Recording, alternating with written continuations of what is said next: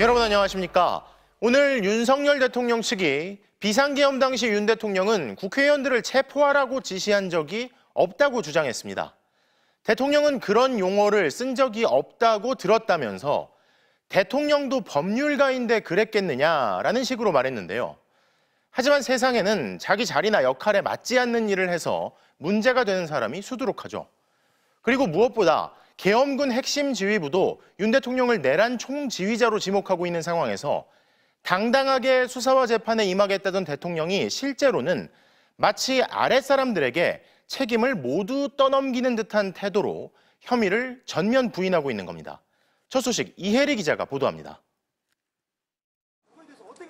윤석열 대통령의 40년 지기로 대변인을 자처하고 있는 석동현 변호사가 탄핵 이후 처음 카메라 앞에 나왔습니다.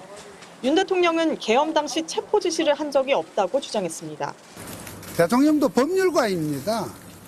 뭘 체포를 해라, 뭐 끌어내라 하는 그러한 용어를 쓰신 적은 없다고 들었습니다. 그동안 나온 증언과 배치됩니다.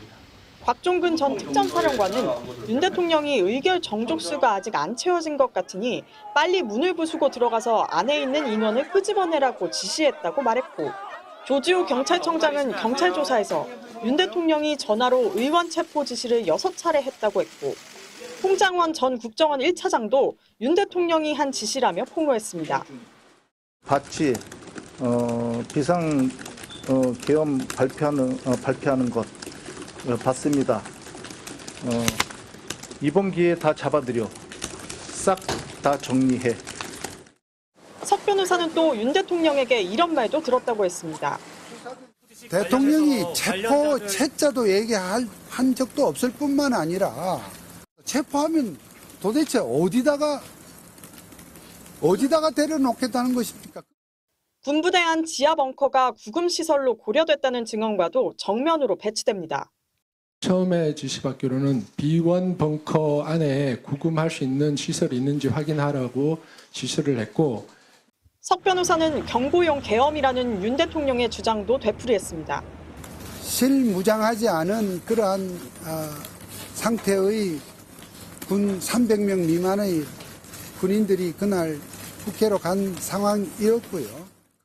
계엄 선포와 동시에 국회에 동원된 무장군인은 확인된 것만 700여 명에 이릅니다. 김현태 707 특임단장은 계엄 당일 1920발의 실탄을 가져갔다고 어제 검찰에 진술했습니다. 내란 혐의로 구속된 피의자들이 윗선 지시도 없이 자발적으로 주요 인사 체포와 국회 봉쇄에 나선 것이 말이 되느냐는 비판이 쏟아졌습니다. 석 변호사는 윤 대통령이 체포 지시를 안 했다는 말을 언제 했냐는 기자들 질문에는 구체적으로 말할 수 없다고 답했습니다.